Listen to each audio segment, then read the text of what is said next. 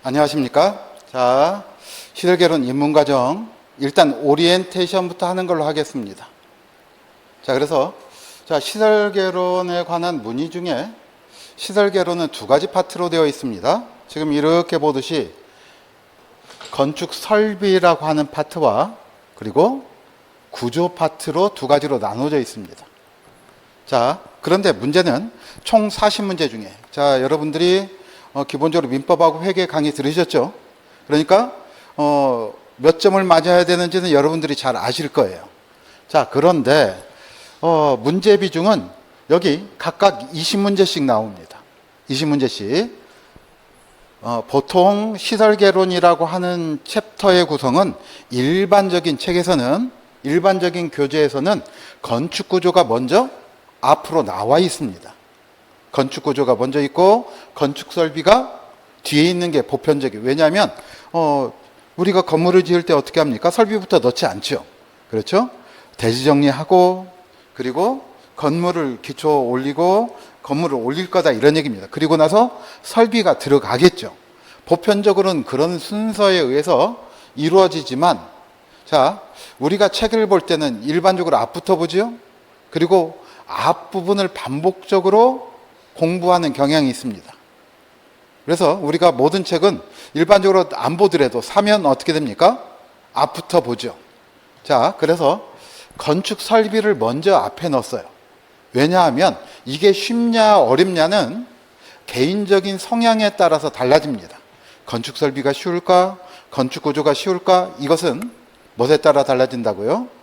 개인 성향 차이다. 그러니까 어떤 분들에게는 설비가 쉽고 어떤 분들에게는 구조가 쉽습니다.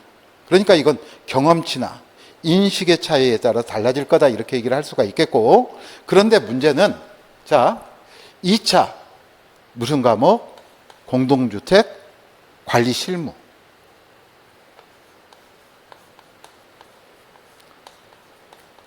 관리 실무에서도 적어도 우리가 배우는 것에서는 한 8문제 정도는 나온다고 봐야 됩니다. 물론 전체적으로 봤을 때는 이렇습니다. 관리 파트하고 또 한 가지는, 그러니까 관리라고 하는 것은 가령 사람 관리, 그렇죠? 그 다음에 회계 관리, 이런 것과 건물 관리하고 나눠진다면 건물 관리와 관련된 것들은 20문제가 나와요. 똑같이. 물론 실무 과목은 객관식과 주관식이 있죠. 그런 차이가 있습니다. 그래서 요것 여러분들이, 그런데 2차 과목과도 연관되어 있기 때문에 설비는 특별히 여러분들이 미리 신경을 써야 됩니다.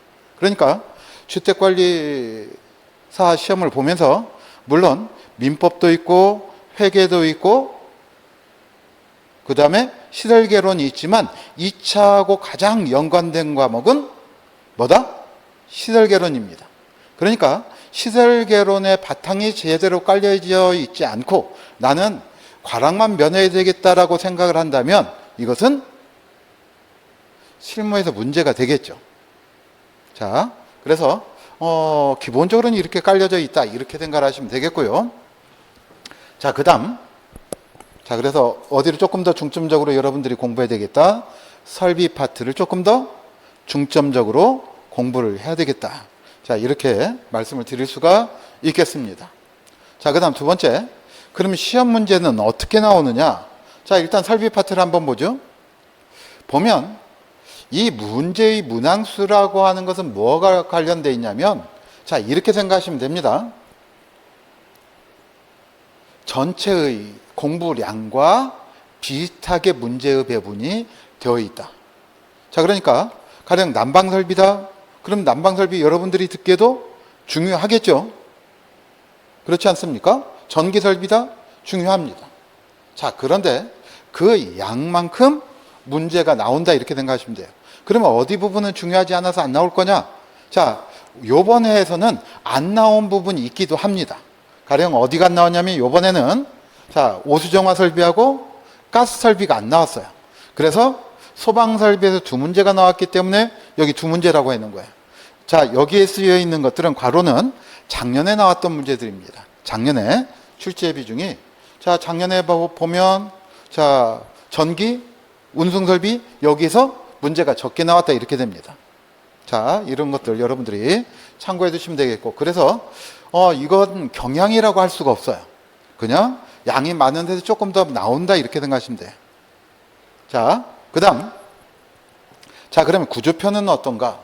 그랬더니 역시 마찬가지로 구조편도 마찬가지입니다.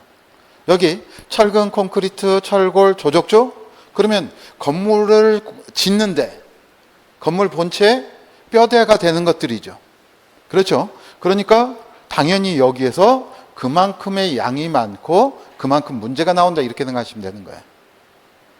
자, 그리고 이제 우리가 처음 하는 구조 총론이나 기초구조, 철근, 콘크리트, 철골, 조적, 지붕, 방수, 창호 및 유리공사, 수장공사, 미장공사, 도장, 자, 적산이 있는데 여기 보시면 자, 그 양만큼 문제가 나온다고 생각을 하시면 됩니다. 그러니까 가령 이렇습니다. 여러분들이 어떤 과목을 고득점을 따고 다른 과목은 한 5, 60점 정도로 해야 되겠다 이럴 때는 제가 생각할 땐 자, 처음에 입문할 때 민법이 조금 까다롭습니다. 왜냐하면 민법은 두 가지가 섞여 있어요. 하나는 논리체계하고 그 다음 두 번째는 판례가 섞여 있습니다. 그런데 이 논리와 판례를 잘 구성하면 자, 민법은 딱 정해져 있어요. 그 양이. 그러니까 그것만 선생님이 강조하는 대로 하면 돼요. 고득점이 가능합니다. 그럼 시설개론은 고득점이 가능하지 않은가? 가능해요. 가능합니다. 그러니까 이번에도 시험 편차가 심했습니다. 특히 시설개론 같은 경우에는. 그러니까 이번에 아마 평균이 42.3이에요. 평균이.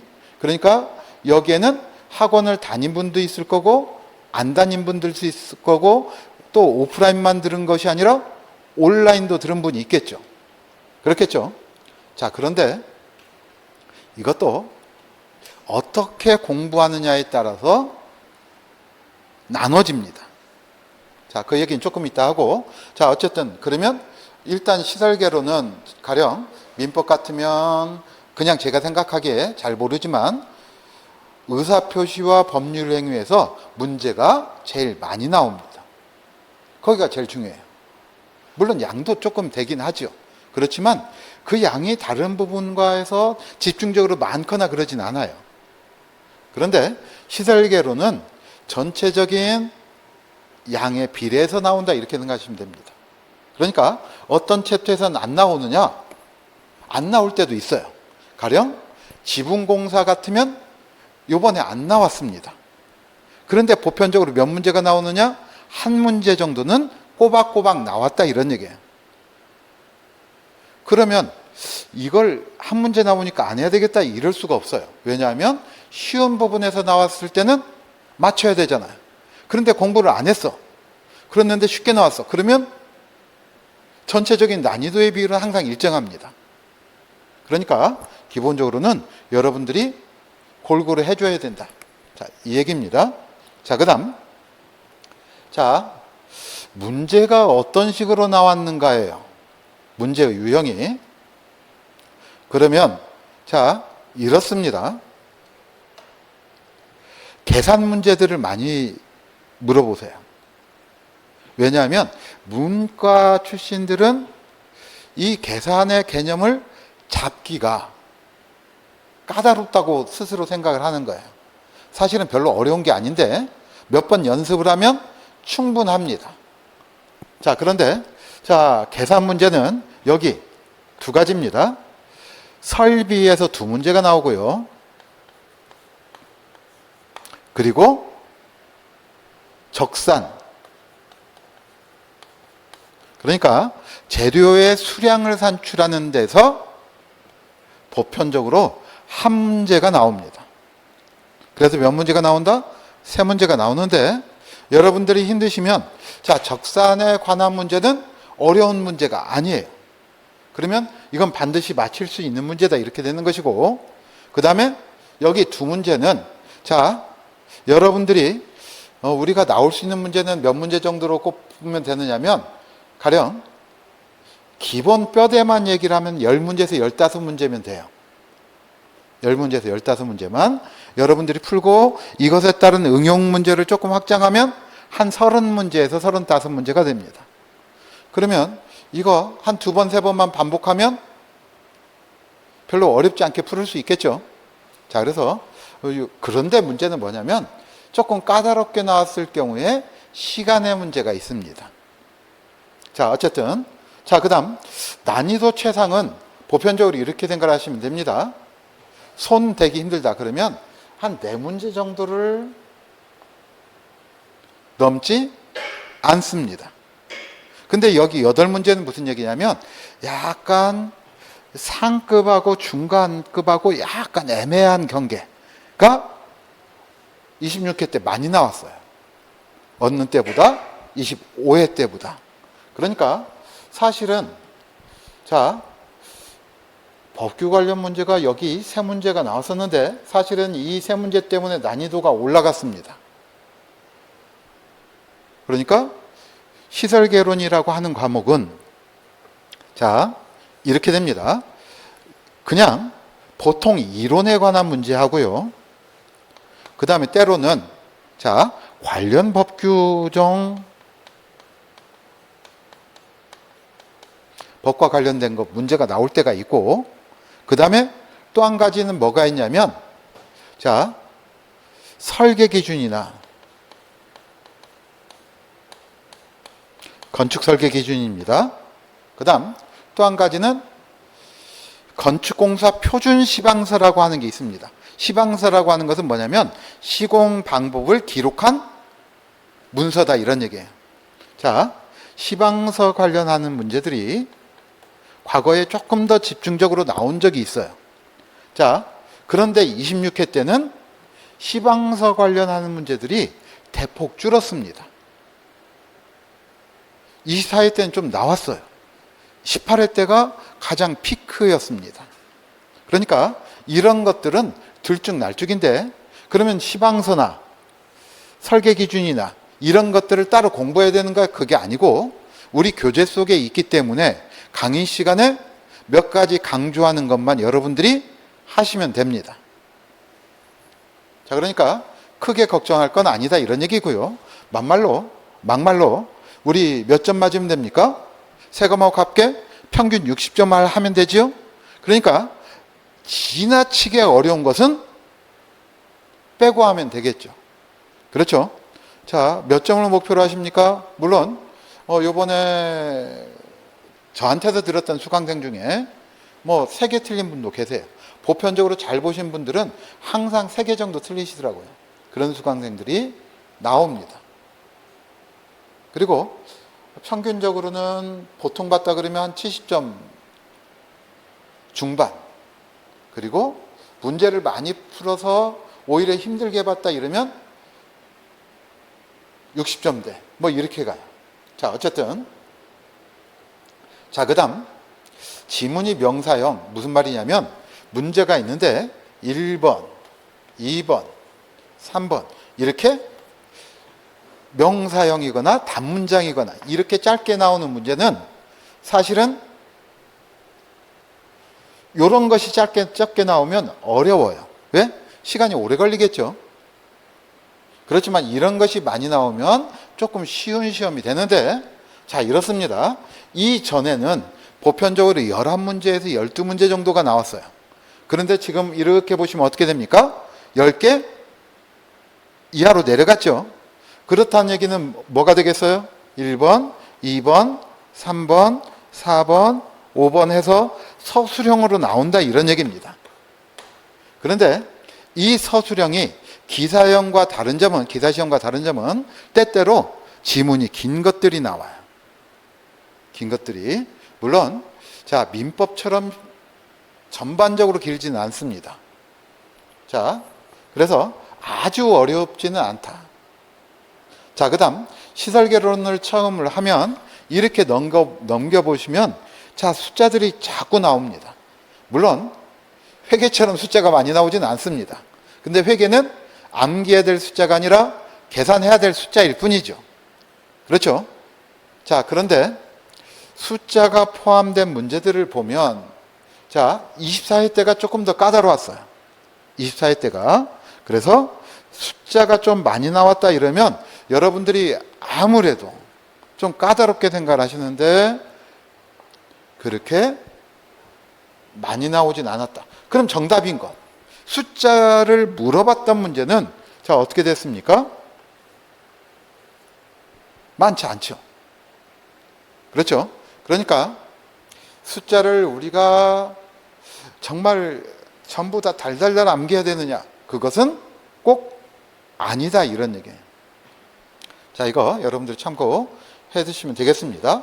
또 한 가지는 자, 문제에서 어떻게 되느냐면 이렇게 박스를 해놓고 다음 중 기역, 니은, 디귿, 리을 이런 문제도 있고요. 또는 자, 여기 이렇게 해서 서술형 다음에 괄호 안에 적당한 것은 이런 것들이 나옵니다. 어차피 서술형을 푸는 건데 조금 더 까다롭게 보이기 위해서 문제가 나온 거죠. 자, 그런 문제가 조금 나오면 익숙하지 않으면 어렵게 느껴질 텐데 올해는 작년보다 조금 더 적게 나왔습니다. 그런데 문제는 더 어렵게 느껴졌어요. 왜냐하면 자, 이렇습니다. 보통은 26년을 하면 26년이 아니죠. 26회의 시험을 보면 기본적으로는 자, 문제가 어떻게 반복되어야 되겠죠. 지문들이.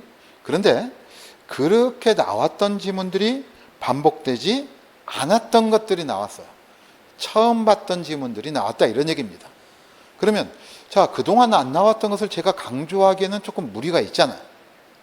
이거 왜냐하면 시대가 변하고 그러면 사용하는 방식들이 달라지는데 구태여 과거에 지금 잘 사용하지도 않는 것들을 강의를 할 필요는 없잖아요. 그런데 그런 것들이 나왔습니다. 그러면 어떻게 되겠어요? 까다롭게 느껴지겠죠? 자, 그러면 그걸 몰라도 답은 맞출 수 있지만 그것 때문에 혼동할 수도 있다.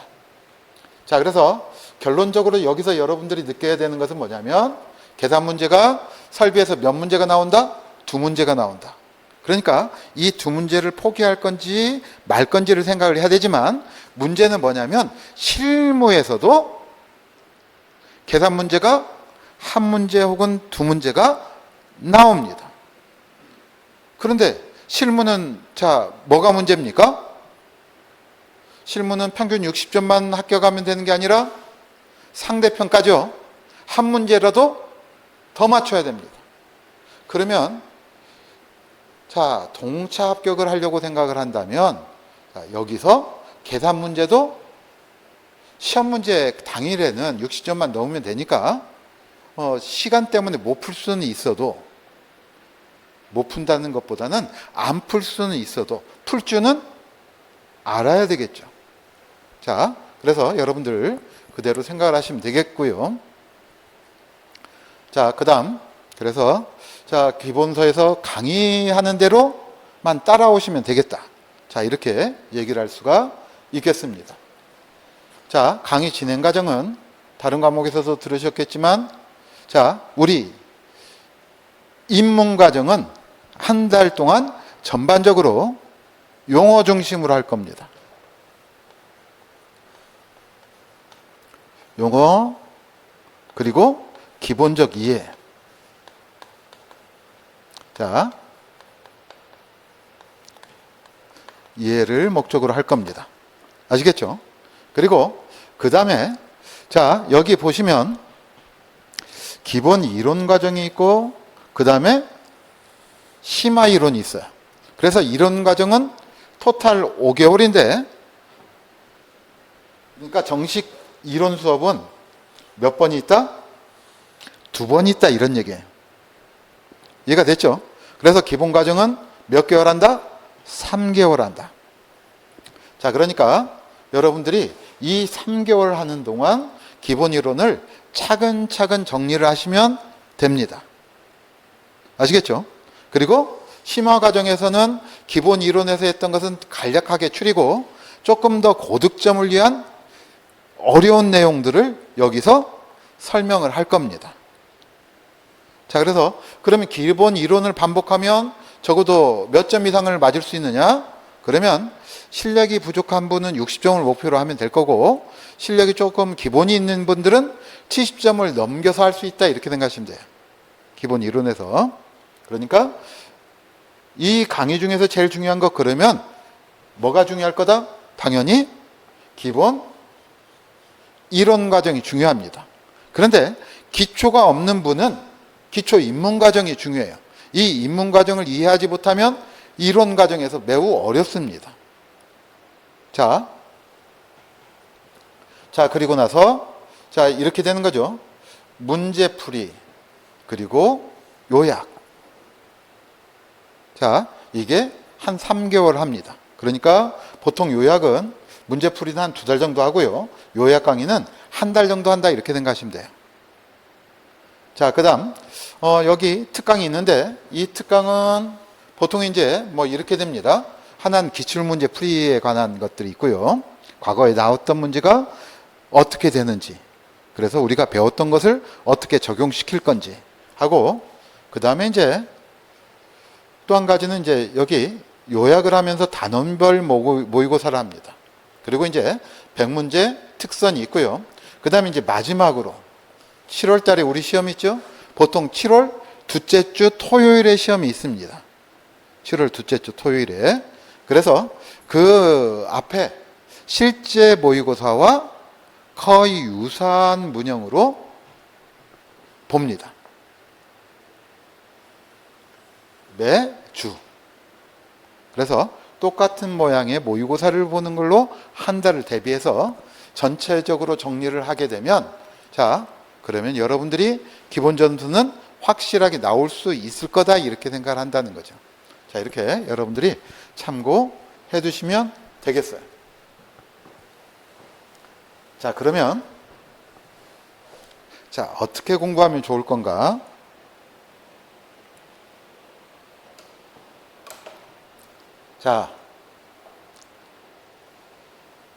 이래요. 기본적으로 제가 어떤 책을 읽었는데요. 저는 뭐 많은 책을 안 읽고 몇 권 책 읽는 거 갖고 그거 갖고 아는 책을 그렇게 잘합니다. 그런데 우리가 태아에서 가장 먼저 생겨난 기관이 뭘까요? 그 책의 처음에 서두가 뭘 것 같습니까? 가령 우리 심장도 있고 뭐 여러 가지 장기들이 있을 건데, 뭐 손가락도 있고 뭣도 있고 할 텐데, 물론 심장이나 이런 게 먼저 생기긴 하겠네요.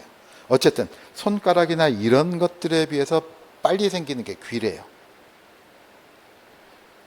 그래서 귀를 가지고 세상을 알아간다, 이렇게 얘기를 합니다. 그러니까 첫 번째, 여러분들이 어떻게 공부하는 게 중요한 거냐? 그러면 기본 강의를 들으면서, 그러니까 여러분들 과거에 자녀분들한테 학교 가서 뭘 잘하라고 합니까? 선생님 말씀 잘 들으라, 이렇게 얘기를 하지 않습니까? 그러니까 첫 번째는 기본 강의를 뭐 한다? 잘 듣는 것이 중요합니다. 그래서 예전에 그 친구는 2가지 특징이 있어요. 하나는 집중력이 좋고요. 머리는 나쁘지 않은 것 같아요. 어떤 중소기업에 기획실에서 근무했던 친구가 회사를 그만두고 시설개론을 공부를 합니다. 문과예요. 그러면 이과가 아니니까 어렵겠죠. 그런데 나중에 시험이 끝났을 때 시설개론 3개 틀렸어요. 잘 봤죠? 그런데 그분의 특징 중에 한 가지가 뭐냐면, 책보다는 인터넷 강의를, 기본 강의를 반복적으로 들었다 해요. 반복적으로. 그래 놓고 그걸로 노트를 합니다. 근데 나중에 저한테 불평을 하더라고요. 왜냐하면 다른 학원인데 거기는 기본적인 강의 두 달 해서 3번을 해요. 그런데 2달을 할 때마다 똑같은 강의라는 게 아니라 조금씩 확장을 합니다. 당연히 그렇게 해야 되겠죠?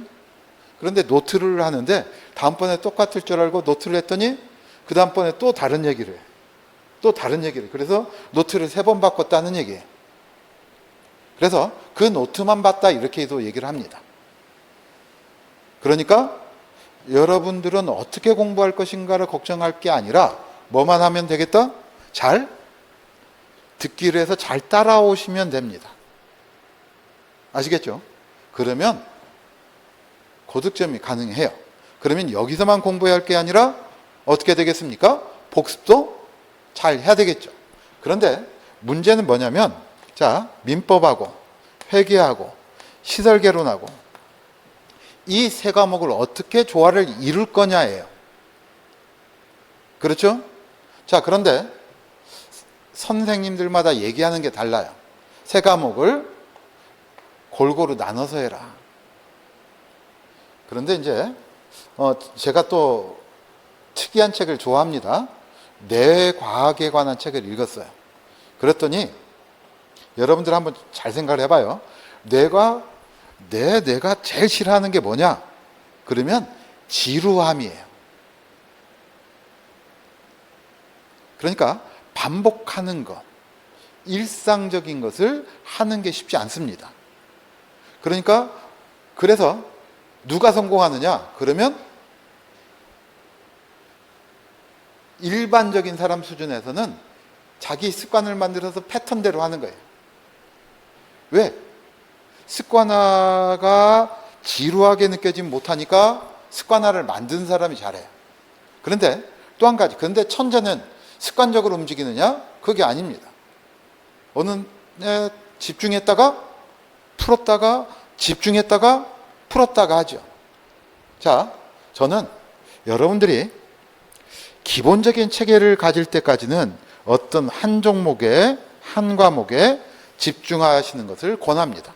적어도 뇌가 어떤 한 사물에 대해서 익숙해지려고 하면, 체계에 대해서 익숙해지려고 그러면 적어도 2주 정도는 반복적으로 해야 익숙해진다고 얘기를 해요. 2주 정도.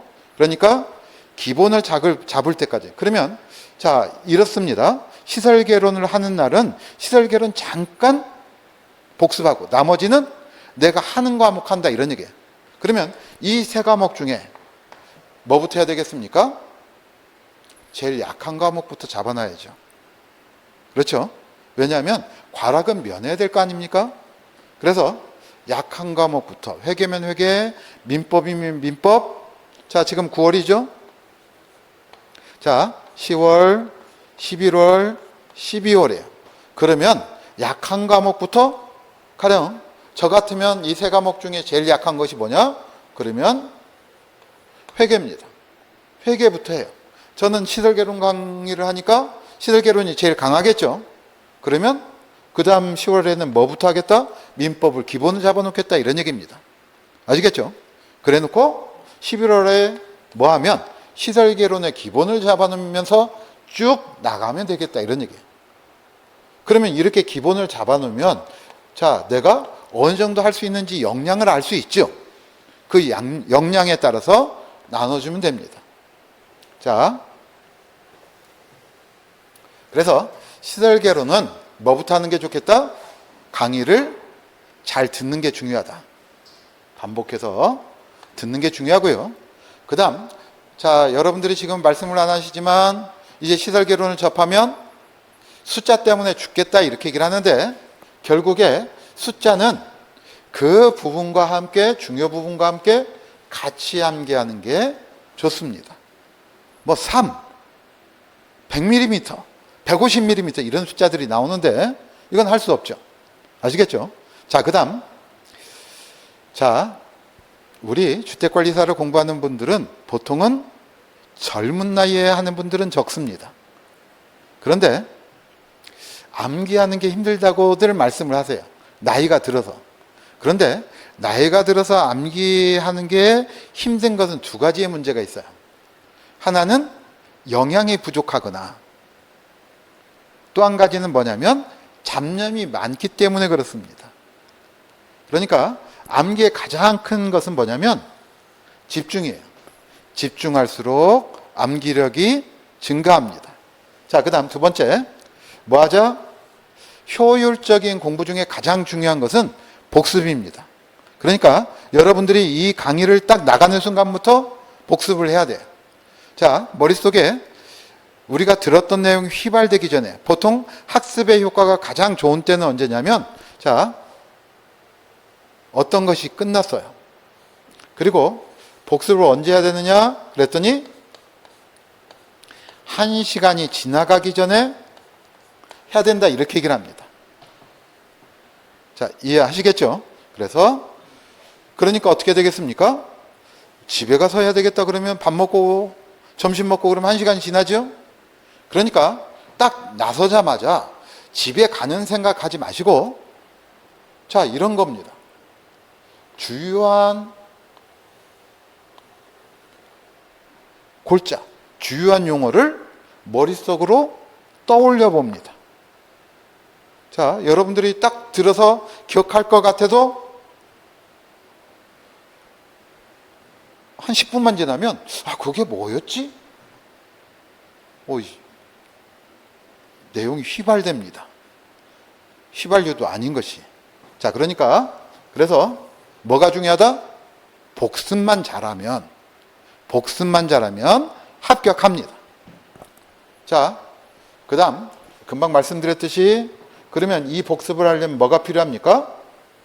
적정한 시간 확보. 그래야 뭘 할 수 있습니까? 집중을 할 수 있겠죠. 자, 그런데 제가 명상에 관한 책을 읽어봤어요. 자, 운동을 하는 것도 그렇고 종교에서도 마찬가지고요. 명상을 하는 곳 다 똑같이 하는 얘기가 뭐냐면 한 번에 하나만 하자예요. 한 번에 하나만 하자. 그러니까 밥 먹을 때 뭐만 하고? 밥만 먹고. 왜 그런 얘기를 하냐면 그래야 집중하는 습관이 생긴다, 이런 얘기입니다. 밥 먹으면서 뭐하고 이거 하면서 뭐하고 그러면 집중하는 연습이 아니라 멀티로 하는 것이죠. 물론 능력이 되시면 그렇게 하셔도 돼요. 그 다음 또 한 가지는, 자, 공부를 할 때 장소를 확정하는 것이 좋습니다. 장소를, 명상할 때도 마찬가지입니다. 나는 지금부터 명상하는 거야. 딱 나의 뇌를 깨우는 게 뭐냐면 그 장소, 그 지점이에요. 그 시간. 공부도 마찬가지입니다. 그러니까 혹시 자녀분들이 게임을 합니다. 게임을 굉장히 좋아해서 게임을 못 끊어요.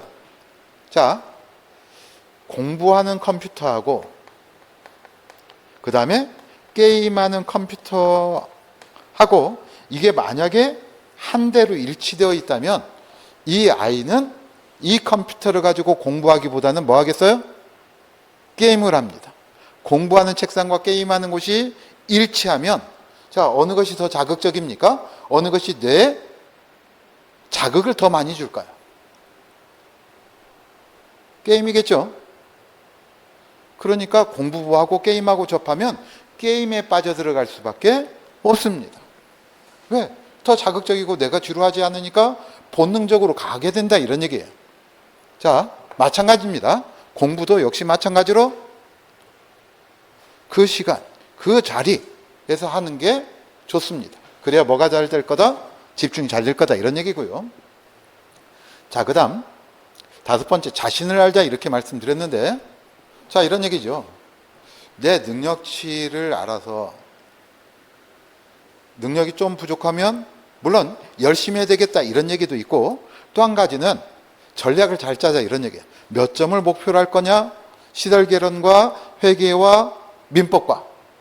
자, 이것의 목표 점수를, 그래서 목표 점수에 맞는 학습을 하는 것이 중요합니다.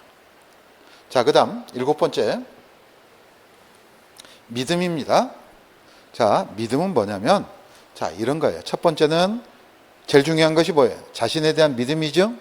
내가 열심히 하면 합격할 수 있어. 그런데 열심히라고 하는 것보다 그냥 하면 돼요. 하다 보면 열심히 하게 되겠죠. 그렇죠? 그리고 때때로 스트레스 받으면 쉬기도 해야 됩니다. 자, 그래서 또 한 가지는, 자, 우리 설신재 선생님이나 김종화 선생님이나 그리고 저 상당한 기간 동안 강의를 해왔습니다. 그러니까 그러면 이렇게 생각하시면 돼요. 지금까지 살아있다는 것은 뭐예요? 어느 정도 시장에서 신뢰를 얻었다, 이런 얘기입니다. 그러니까 그냥 믿고 따라오시면 됩니다. 다른 선생님은 다른 얘기 하던데 저 선생님은 이런 얘기 다 필요 없어요. 그냥 한번 따라오시면 목표하는 점수까지 맞을 수 있습니다.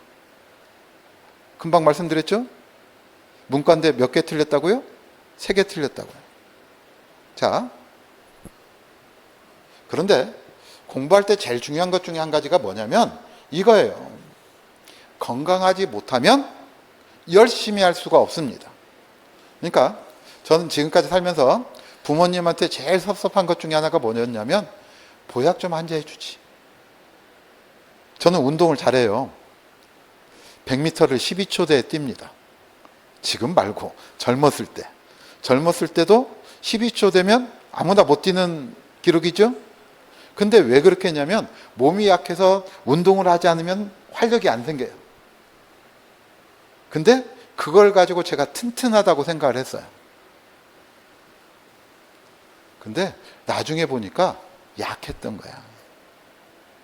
근간이 약했어요. 그러니까 이번에 1차 합격한 수강생 중에 지난번에 한번 식사를 하면서 들었더니 제가 무슨 말씀을 드렸냐면 몸이 조금 약하다고 생각하시는 분은 보약부터 드시라고 그랬어요. 왜? 보약을 먹어야 어느 정도 활력도 생기겠죠. 그 힘으로 공부를 합니다. 그러니까 건강은 보통 이렇다고 얘기를 해요. 어떤 것이 건강에 제일 중요하냐? 그러면 당연히 뭐가 제일 중요해요? 뇌 건강에는 잠이 제일 중요합니다. 그러니까 요즘은 사당 오락 이런 얘기는 씨알도 안 먹히는 얘기다. 잠을 적게 자는 게 인생을 풍요롭게 한다. 이게 다 뻥이다 라고 얘기를 해요.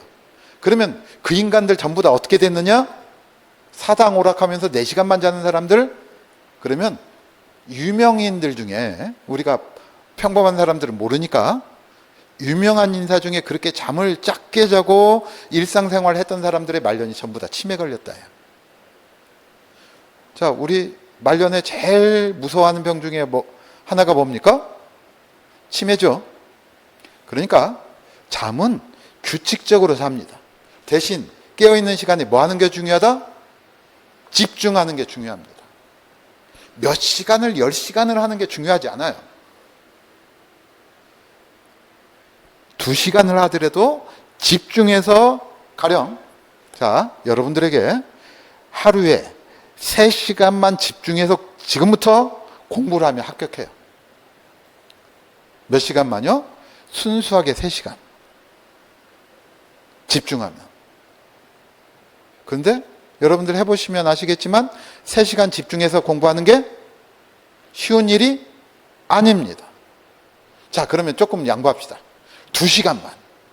이래도 집중해서 꾸준히 공부할 수 있으면 어떻게 한다? 합격합니다.